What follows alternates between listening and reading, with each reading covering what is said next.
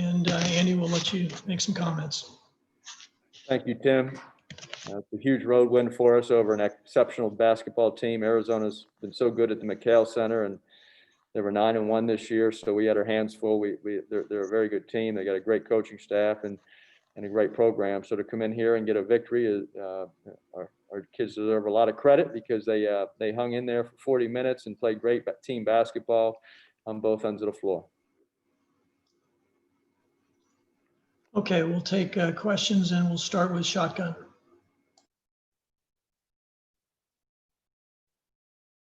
What does this win show you about this team? What do you think this team is capable of after seeing the way they played tonight? Well, we were impressed with the coaching staff, how resilient we were when we weren't playing perfect basketball. We gave up some defensive layups, transition early in the second half. Luckily, we were scoring with them. And then it got tight late in the game. We kept getting some leads, and then every time we got the 8 point lead, they would score 4 or 5 straight points, cut it back down, and then we had to go back.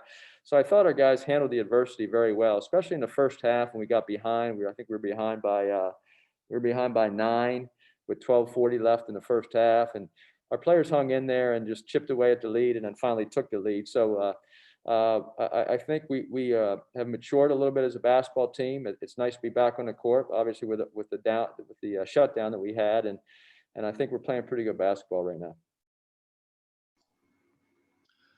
Okay, we'll go next to Adam Grossbart, and I'll make a correction on a stat that I gave you. It's the biggest win over Arizona anywhere just since 2019, but in Arizona since 1927.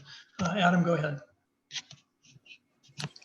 Andy, there was that 3-minute stretch late in the second half where Evan had his hands on really just every single play, even down to like an off-ball screen to set up Max's layup. What's it like for you to just sit there and watch him just take over a game? Well, I wasn't sitting there watching. I was standing up calling play after play to get Evan the ball. So we knew that the way they were playing, they hard hedge on the ball screens, and we tried to isolate him in space and get him the ball quickly.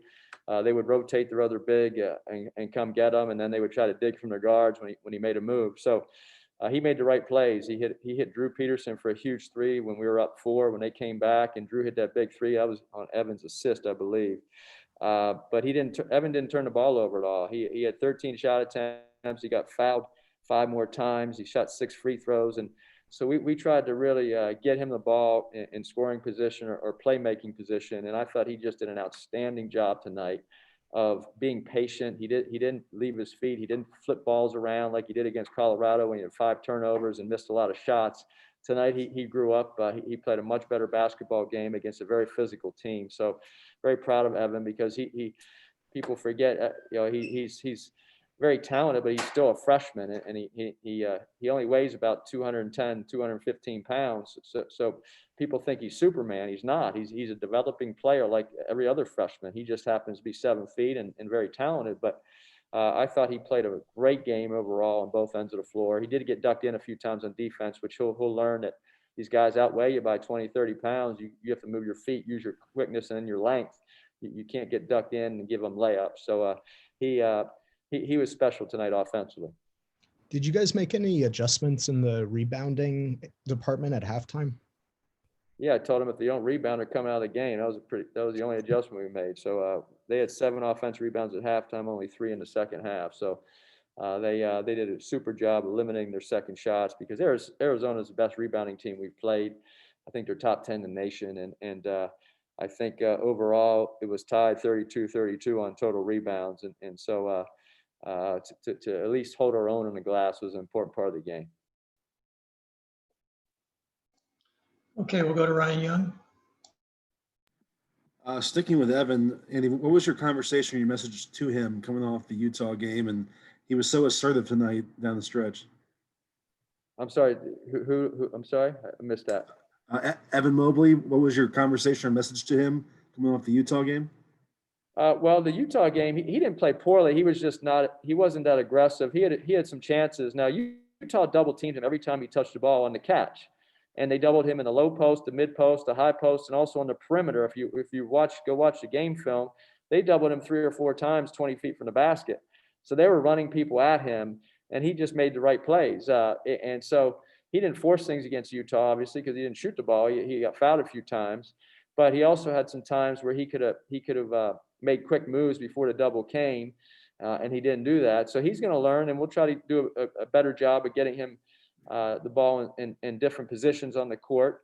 But when a team decides they're going to double you on the catch, there's not a whole lot you can do. And you have to get offensive rebounds. You have to duck in hard where they can't double you. You have to run the floor. You have to roll, if you set a ball screen, roll hard and post up and then make quick moves. And so it's a learning process. I said he's a freshman, and he's never had that where they're double teaming him everywhere on the court as soon as he touches the ball. It can be frustrating, but we beat Utah by 18 points. And so there was, Evan was in the locker room happy as after any win, and he didn't care about his scoring. Obviously, as a head coach, I can do a better job of getting the ball. That's why we tried tonight to get him the ball in certain positions.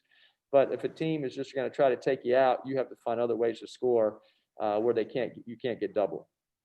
For sure. And then with Drew Peterson, is this kind of the role you envisioned him playing when you scouted him and signed him? Did you know he was going to be this kind of versatile contributor for you? Yeah, we knew he was. He could pass, shoot, dribble, and also rebound at a pretty high level. He had 10 assists tonight, only 1 turnover. He's our best passer off ball screens because he's 6'7.5". He has great vision, and he made a huge 3 tonight. He's a really good 3-point shooter. He just doesn't shoot a ton of them, but he had a huge one. We were up 4, put it to 7. I thought that was a really turning point of the game in the last 5 or 6 minutes. But to have 10 assists and 1 turnover at Arizona is a tremendous game for Drew. Rich Rubin. Andy, could you talk a little bit about the game that Isaiah White played tonight? He was outstanding. He was our MVP tonight, although everybody played well across our roster. But Isaiah White just gave us super energy. He played really good defense, played very hard, and then he got his hands on a lot of balls. He had 2 steals, and then he had 22 points by cutting the basket. He had 22 points on 10 shots, which is great. And he made 3 threes, which I thought were really big for us. Got to the foul line. He played a super all-around game, and this was his best game as a Trojan. Mark Culkin. Hey, great win, Coach. Thank you. Beginning of the year, we talked about how you were building the roster and the personnel and the length. And tonight, you really needed that depth, especially when Isaiah fouled out and Goodwin earlier. Can you talk about how they're developing? And it's almost like you can plug and play anybody right now defensively, and you're getting the results you're looking for. Well, we have a roster that we can go big. We like to stay big as best we can. Tonight we had to go small because Evan and Chavez both fouled out, and Isaiah was in foul trouble most of this late first half, and then all of the second half. So I thought our guards, when we went to the zone, it really hurt Arizona. We were able to put Evan in the middle and put our guards and forwards out and try to guard the 3-point line and challenge all those shots. So we can play man, we can play zone. When we play zone, we just have to rebound out of it. I was impressed with our guys tonight, last 5-6 minutes when we went to the zone, that they were able to box out and go get the rebound. So you're right, we have a lot of interchangeable lineups that we can go big, small, and we do have really good size with Drew and Isaiah White and Max and Noah Bauman. They're all big kids. Noah's the shortest at 6'6", and everybody else is 6'7" or even 6'8". So when we can put that wingspan on the court at the wing position, guard position, I think it is effective over the course of a 40-minute game.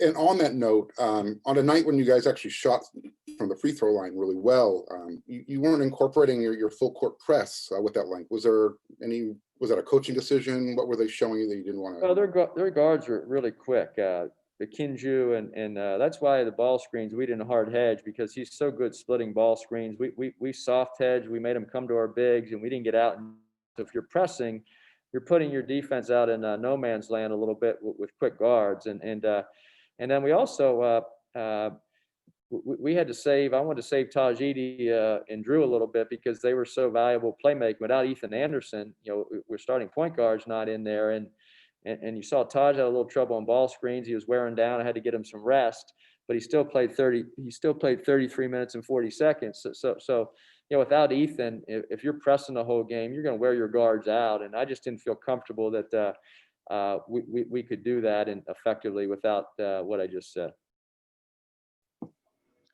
Okay, we'll go to the last question from the shotgun.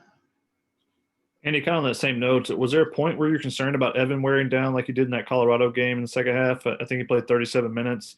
And then maybe how were you able to use your timeout strategically to keep that from happening?